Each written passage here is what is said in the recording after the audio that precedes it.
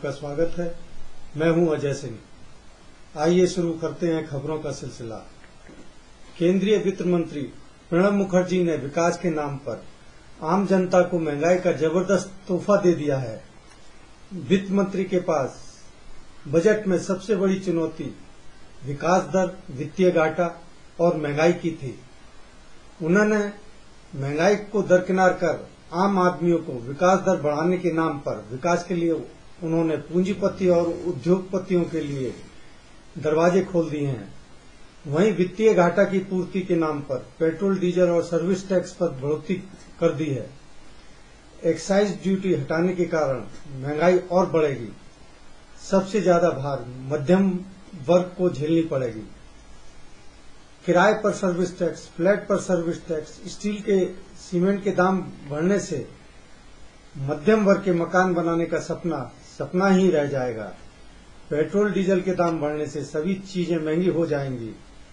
इतना भयानक महंगाई हो जाएगी कि गरीब आदमी का निवाला छिन जाएगा और मध्यम वर्ग मूलभूत जरूरत चीजों से वंचित होकर गरीबी की ओर चला जाएगा। इस बजट से विकास केवल उद्योगपतियों और पूंजीपतियों का होने वाला है। सरकार ने व्यक्तिगत आय में भी कोई राहत नहीं दी है। केवल पूर्ववत छूट 1,60,000 तक रहेगी। 3 लाख आदमी वाले को भी ही मामूली फायदा होगा। उधर बजट के तुरंत बाद ही महंगाई ने अपना रुख दिखाना शुरू कर दिया है। पेट्रोल ₹2.67 और डीजल ₹2.58 महंगा हो गया है। उधर स्टील के दाम बढ़ने से कार निर्माताओं ने रेट बढ़ाने शुरू कर दिए हैं। विपक्षी दलों ने पहली बार आम बजट पेश किए जाने के दौरान शुक्रवार को लोकसभा से वॉकआउट कर दिया। महंगाई के मामले को लेकर सत्र की शुरुआत से ही नाराज विपक्षी दल वित्त मंत्री प्रणब मुखर्जी के पेट्रोल डीजल पर ₹1 एक्साइज ड्यूटी लगाने के प्रस्ताव को सुनते ही भड़क गए। स्पीकर और वित्त मंत्री की शांत होने की अपील को अनसुना करते हुए उन्होंने नारेबाजी और हंगामा जारी रखा।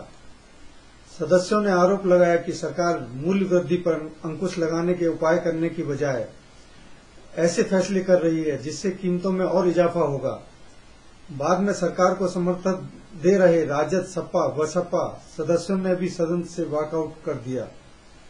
लोकसभा में विपक्ष की नेता सुषमा स्वराज ने मीडिया से चर्चा में कहा कि बजट महंगाई बढ़ाने वाला है और आम आदमी के खिलाफ है। की कीमत बढ़ा दी, आज डीजल पेट्रोल की कीमत बढ़ा दी। अब प्रत्यक्ष कर के रूप में ये सारी चीजों को बढ़ाएगा। इसलिए इस जन विरोधी सरकार, किसान विरोधी सरकार और गरीब विरोधी की सरकार के प्रतिवाद करते हुए पूरे का पूरा प्रतिपक्ष सदन से बहिर्गमन करके आपके सामने खड़ा। आज वित्त मंत्री का जो बजट है वो बजट नहीं है। इस देश के आम आदमी को, किसान को, मजदूर को, देश की जनता को महंगाई की आग में जलाने का बजट है। इसलिए समूचा विपक्ष एक स्वर में एक साथ ये सारा का सारा जो पाप चल रहा है इसका विरोध करने के लिए आज हम लोगों ने माइक का It will lead to inflation, cause immense distress to the people. We should fight it on the street. It is anti-people, anti-nation, anti-Kisan, anti-worker. We shall fight it together on the street. हम लोग आंदोलन एक साथ इस मुद्दे पर करेंगे। इनकी मनमानी चलने नहीं दिया जाएगा जब तक ये वापस नहीं लेते हैं जो कर का प्रस्ताव इन्होंने दिया है, तब तक हम दम लेने वाले नहीं हैं। हम लोग एकजुट हैं। बड़े एकजुट है कि नहीं? आप एकजुट है। राजद प्रमुख लालू यादव और सपा सुप्रीमो मुलायम सिंह ने कहा कि विपक्ष एकजुट होकर पेट्रोल डीजल पर एक्साइज ड्यूटी बढ़ाने के खिलाफ आंदोलन करेगा। उधर पेट्रोल दाम और डीजल बढ़ाए जाने से और माल ढुलाई पर सर्विस टैक्स हटाए जाने से ममता बनर्जी भी नाराज हो गईं और यूपीए में फूट पड़ने के आसार बढ़ गए हैं।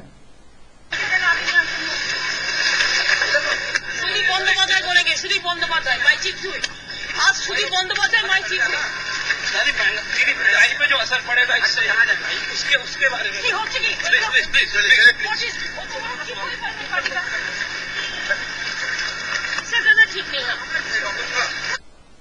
ममता ममता बनर्जी सरकार के इस कदम से नाराज हो गई हैं।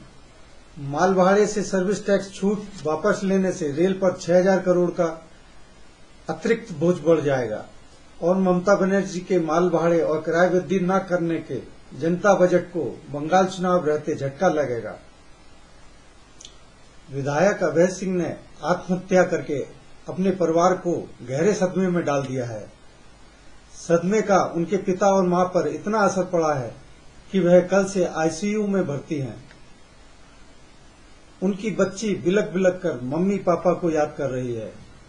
आत्महत्या कर अभय सिंह ने जो कष्ट माता पिता को दिया है वह जख्म जीवन भर उन्हें शालीनता रहेगा।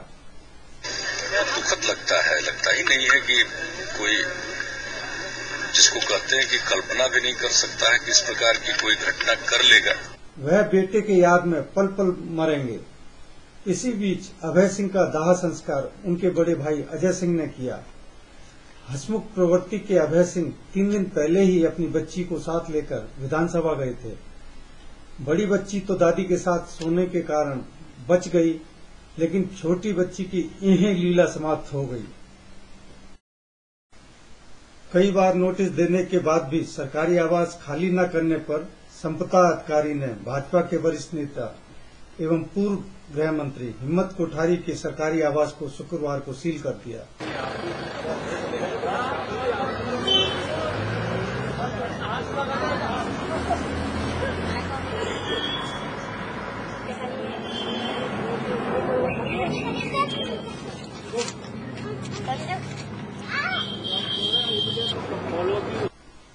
सरकारी आवास पर अनाधिकृत कब्जे की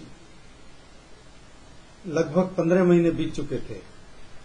शुक्रवार की शाम पूर्व गृह मंत्री श्री कोठारी के सरकारी आवास B2874 बंगले को पीडब्ल्यूडी और संपदा के अधिकारियों की उपस्थिति में सील कर दिया गया।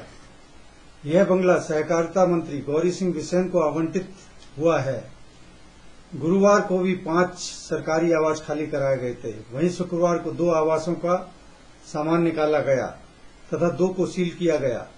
संपदा अधिकारी प्रमोद शुक्ला ने बताया कि 24 घंटे का नोटिस जारी कर 25 फरवरी तक मकान खाली करने को कहा था।